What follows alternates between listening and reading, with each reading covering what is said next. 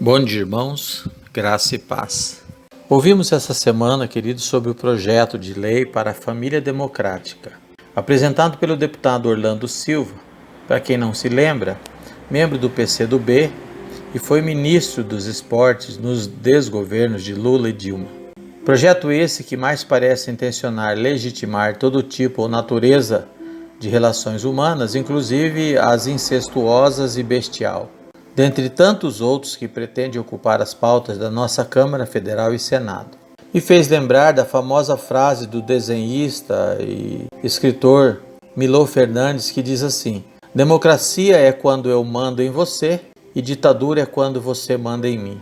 Eu quero meditar com os irmãos sobre esse mais recente ataque do marxismo cultural, sobre os valores das escrituras e sobre a nossa escrita, inclusive. Temos ouvido as batalhas travadas entre especialistas da língua portuguesa e políticos militantes da esquerda, que na grande maioria sequer uma faculdade frequentou, decidindo as coisas à base da canetada para o uso da linguagem neutra, por exemplo. Alguém poderia questionar, mas em que isso nos afetaria?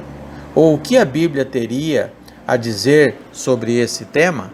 A partir do profeta Isaías, do capítulo 5, do verso 8 em diante, nós temos ali os ais que Deus escreve através do profeta a respeito daquele estado de perversão de Israel. Sabemos que esse texto, Deus usa o profeta numa categoria de literatura conhecida como parábola, e dentre essa a alegoria, que são várias metáforas reunidas.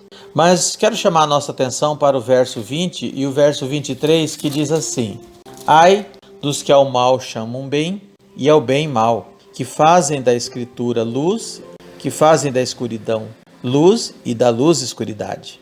Põe o amargo ao doce e o doce por amargo. E o 23 diz: aos quais por suborno justificam o perverso e ao justo negam a justiça.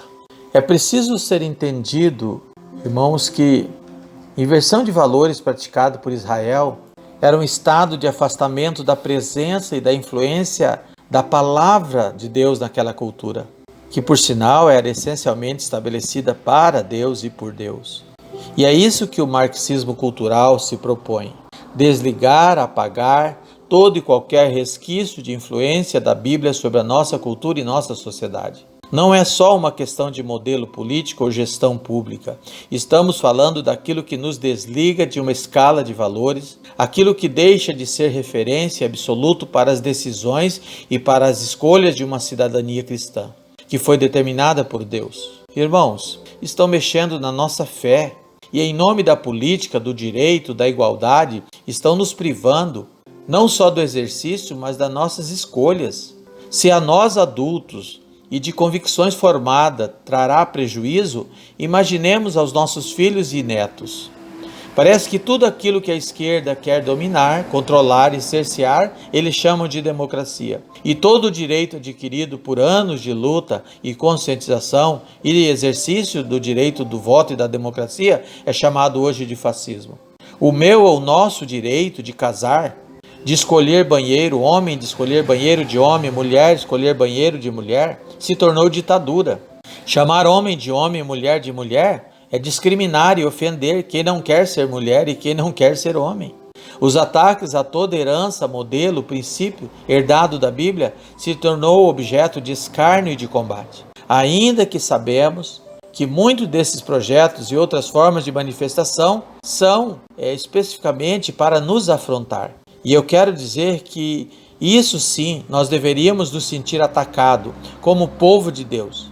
Lembremos que mesmo às custas da própria vida, um remanescente do Israel histórico nunca se curvou, nunca se rendeu diante das perseguições históricas. Se não nos sentimos atacados no campo pessoal, pelo menos aos nossos valores e ao direito do exercício da fé.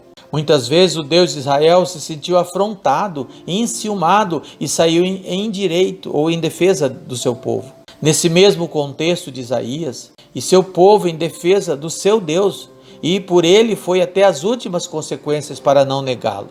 A cada ataque desses que recuamos, saiba que amanhã terá outro e assim por diante. Lembre-se, eles cercearam o direito de ir e vir, direito de educar seus filhos com seus princípios, de acesso à verdade, agora de falar a verdade, e certamente restará a perda do direito de pensar.